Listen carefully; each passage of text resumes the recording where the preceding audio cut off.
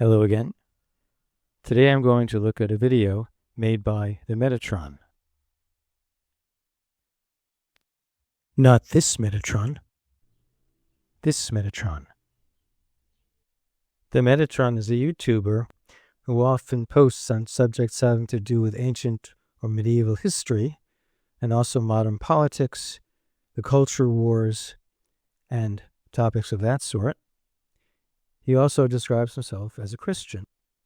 But unlike the Christian fundamentalists who go online to argue against the findings of science when they appear to contradict their beliefs about the nature of the world, the Metatron fully endorses these findings, and in this case, the well-established fact that the Earth is a sphere, which according to many flat earthers must be wrong, because among other things, the Bible says that it isn't.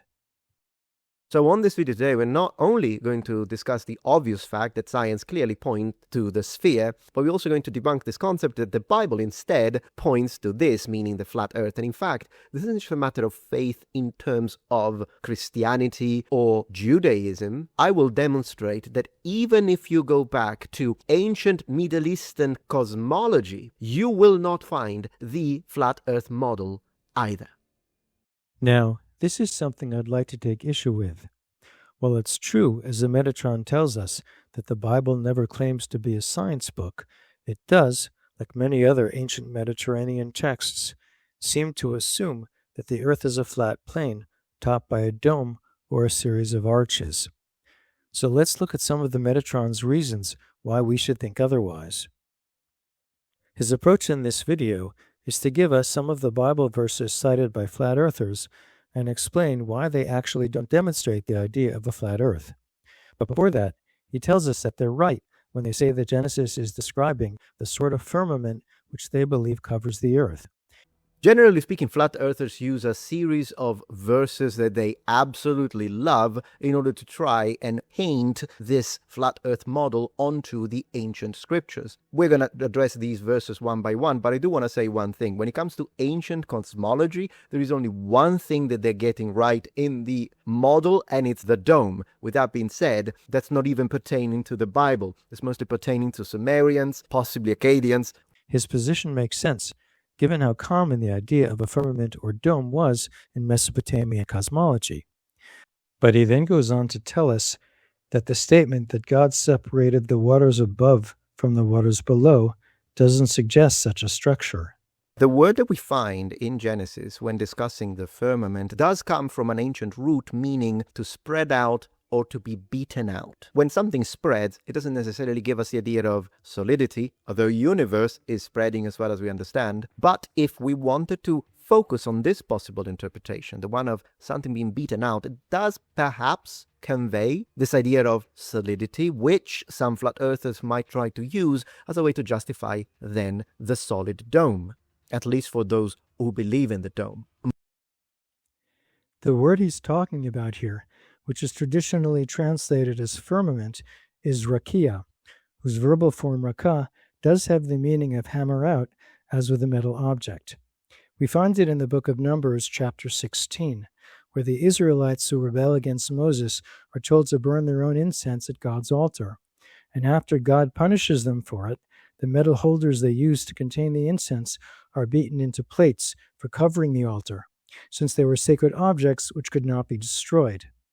So whatever shape the firmament may have been, it certainly seems to have been considered a solid object. That's why the Septuagint, the Greek translation of the Torah, renders rakia as stereoma, and the Latin Vulgate as firmamentum. The last part of this video I'd like to look at deals with a passage that flat earthers often refer to in order to justify their claim that the Bible is on their side. This is Isaiah chapter 40, verse 22. So let's first see what the Metatron has to say about it. In Isaiah 40:22, we are told about the circle of the earth. The Hebrew word in question has multiple possible translations. It can indeed translate to circle or vault or the horizon. Thereby, whichever version of the Bible you are going to read is going to have to make a decision when it comes to translation. This is very basic when it comes to translation theory, but of course a lot of flat earthers ignore that. So first we would have to determine whether or not they actually meant to say circle, or perhaps they meant the horizon. And of course, if it's the latter, the whole shape situation goes immediately into the trash. But even if I wanted to play by the rules of those who are pushing this idea, and I wanted to decide and try to steelman the argument, and let's pretend for a moment that they actually did mean circle. Well, I think it would make a lot more sense from an ancient people to mean an encircled environment, meaning boundaries. In other words, the verse, the passage, is talking about God's transcendence, his power over the entirety of the inhabited world. It's not a lesson on geometry. This is the philologically safe interpretation. The Hebrew word in question here is chug. Since it's not used very commonly in the Bible, it presents us with the same translation problem as any other rare word in a text, especially when, as in this case, it's used in different contexts.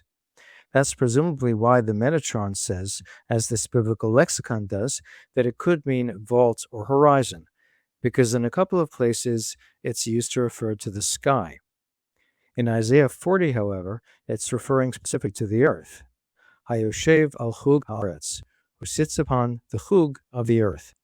Now, as we can see from the lexicon, the root of this noun is also used to describe a compass, a device used to draw circles. So in the context of Isaiah, translating chug as circle seems to make more sense than either vault or horizon, and it does seem to me to suggest a flat surface. So does the idea that God is sitting upon thing, though I would say that the verse is less clear on that point. That's because the Hebrew word al tends to mean on, upon, or atop, while the verse's imagery of people looking like grasshoppers could suggest that he's sitting far above the scene. That's presumably why the NRSV translation here renders al as above. But that doesn't rule out the idea that God is sitting upon a surface, just as he does in Exodus chapter 24, where he sits on a sapphire pavement. So while I agree with the Metatron that this is not a lesson in geography and that the Bible is not a science book, I do think it has things to say about the world in which its authors lived, and that these agree with the other texts of that era, and that there's no point in trying either to force the Bible into a scientific framework or science into a biblical one. That's all I have to say about this, so I hope to see you again soon.